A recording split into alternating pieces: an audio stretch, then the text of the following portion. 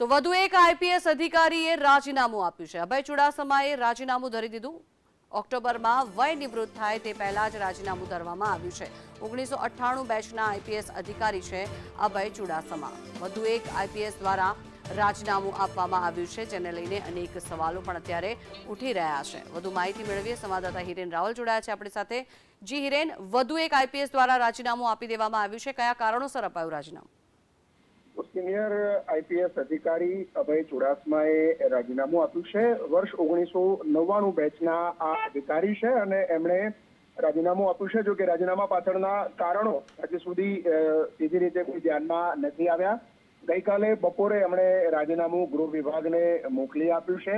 મહત્વનું છે કે ગાંધીનગર રેન્જ આઈજી તરીકે ફરજ બજાવ્યા પછી એમની જે બદલી થઈ છે એ બદલી સાઇડલાઇન પોસ્ટિંગ એક પ્રકારે કરવામાં આવ્યું હતું અને એટલા જ માટે કદાચ આ રાજીનામાનું એક કારણ હોઈ શકે છે। કરાઈ તાલીમ શાળા ખાતે તેમને સાઇડ પોસ્ટિંગ ઉપર છેલ્લા 2 વર્ષ 1.5 થી 2 વર્ષ સમયથી મૂકવામાં આવેલા છે અને એ એક એનું કારણ હોઈ શકે છે। આ સિવાય વચ્ચે થોડા સમય પહેલા પણ એમને રાજનીતિમાં આવવાના સંકેતો આપ્યા હતા। કારાડિયા રાજપૂત સમાજમાંથી અભય ચુડાસમા આવે છે અને ગુજરાતમાં કારાડિયા રાજપૂત સમાજનું જે વર્ચસ્વ છે એ વધારવા માટે રાજનીતિમાં પણ વધુ લોકો આવે એ પ્રકારનું વચ્ચે નિવેદન એમનું સામે આવ્યું હતું। કદાચ એ જ કારણ છે કે એમણે રાજીનામું આપ્યું હોય ને આગામી દિવસોમાં અન્ય કોઈ પ્રવૃત્તિ તરફ આગળ વધવાના હોય। જોકે મહત્વનું છે કે ઓક્ટોબર 2025માં તેઓ વયનિવૃત્ત થવાના છે અને એ પહેલા તેમણે આ રાજીનામું આપ્યું છે।